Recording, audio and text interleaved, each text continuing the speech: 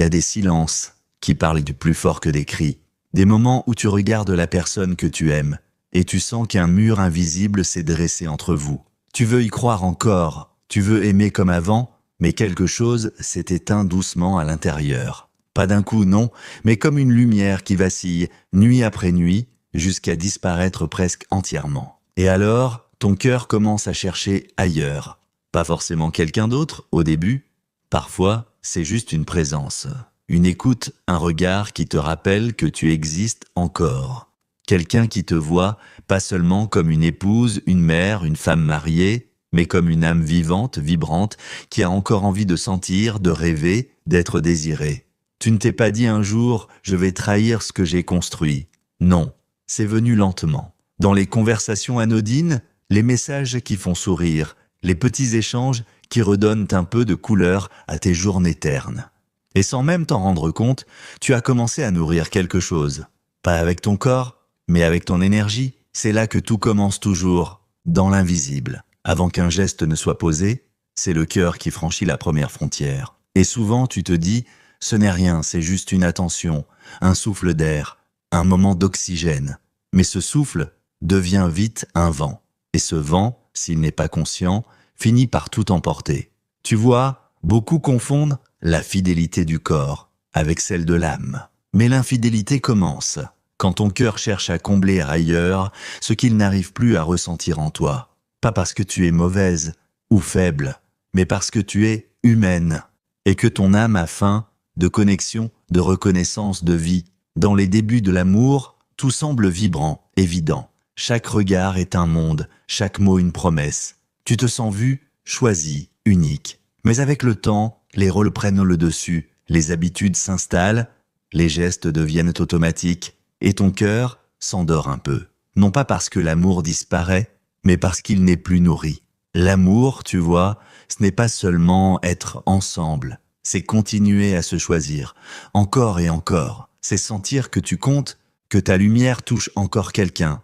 Et quand cette sensation s'efface, le cœur cherche instinctivement à la retrouver ailleurs. Alors tu rencontres un regard qui te fait vibrer, une parole qui te réveille, une attention qui réouvre quelque chose en toi. Et soudain, tu ressens à nouveau cette chaleur, ce frisson que tu croyais mort.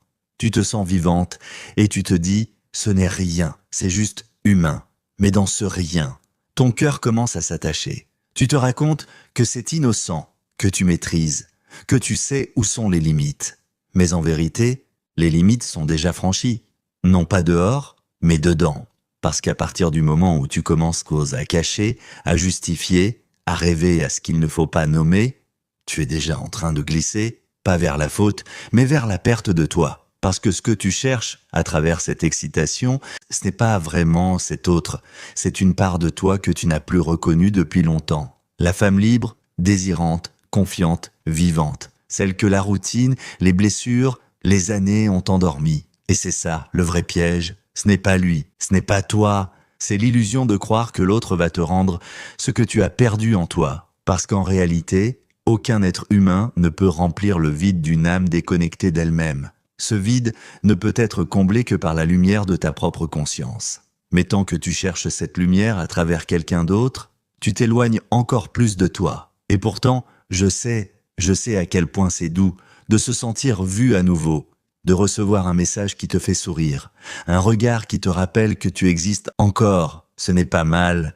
c'est humain, mais ce n'est pas l'amour, c'est le manque. Tu crois que tu as besoin de l'autre, mais ce que ton âme réclame, c'est toi, ta présence, ta douceur, ton écoute, ta tendresse envers toi-même. Elle te dit « Regarde-moi, j'ai besoin que tu reviennes ici, à l'intérieur. » Parce que tant que tu cours après ce que tu crois avoir perdu, tu ne verras pas que tu es en train de te perdre toi-même. Et chaque mensonge, chaque justification, chaque « ce n'est rien » te coupe un peu plus de ton authenticité. Tu vois, la plus grande trahison, ce n'est pas celle du couple, c'est celle de l'âme envers elle-même. C'est quand tu renies ce que tu ressens vraiment, quand tu choisis le plaisir d'un instant, au lieu de la vérité de ton cœur. Et pourtant, ce n'est pas une condamnation. Ce que tu vis, c'est une expérience, une leçon sur toi, sur tes besoins, sur ton vide. Parce que tout ce que tu cherches à l'extérieur est toujours le reflet d'une part de toi qui demande à être guéri.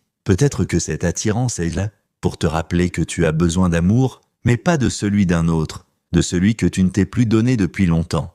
Cet amour qui ne dépend pas d'un regard, d'un message ou d'une validation, mais de ta propre lumière intérieure. Tu as le droit de désirer, le droit de vouloir te sentir vivante. Mais rappelle-toi que ce sentiment de vie ne vient pas de quelqu'un. Il vient de la connexion à ton essence. Chaque fois que tu choisis la conscience, chaque fois que tu t'arrêtes, avant de franchir cette ligne invisible, tu récupères un morceau de ton pouvoir. Tu te rappelles que tu n'as pas besoin d'être désiré pour exister. Tu n'as pas besoin qu'un autre te voie pour être vivante. Parce que quand tu t'aimes pleinement, tu deviens ce regard que tu cherchais tant.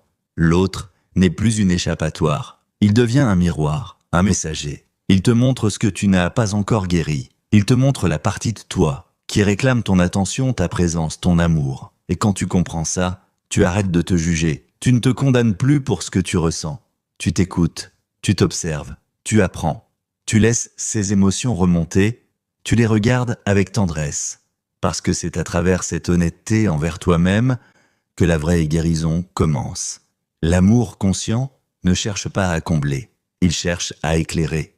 Et parfois, la vie met sur ton chemin des âmes qui ne sont pas là pour t'aimer, mais pour te réveiller, pour te montrer ce que tu avais enfoui. Et c'est à toi de choisir, est-ce que tu veux te réveiller ou replonger? Il n'y a pas de honte à t'être perdu un moment. Ce qui compte, c'est la lucidité qui te ramène à toi. Cette lucidité, c'est ton âme qui frappe à la porte et qui te dit « Reviens, tu n'as besoin de personne pour ressentir la vie.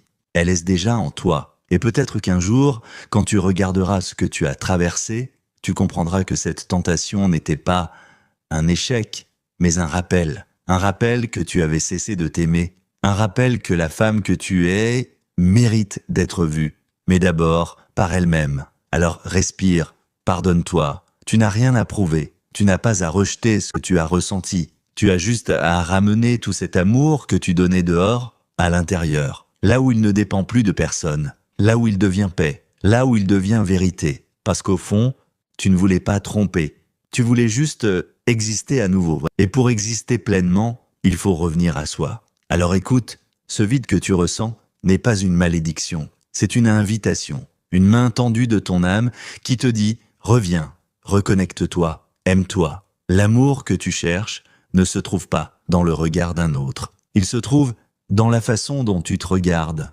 quand tu es seul, dans la douceur avec laquelle tu te parles, dans la paix que tu cultives quand plus personne ne te voit. Et quand tu retrouveras cette paix, tu verras que ce que tu cherchais à travers lui était simplement le reflet de ce que tu avais oublié d'être. Alors oui, ton cœur a cherché ailleurs, mais ce qu'il cherchait, c'était toi. Et maintenant que tu le sais, tu peux revenir, pas en arrière, mais en toi, parce que c'est là que tout commence, et c'est là que tout renaît.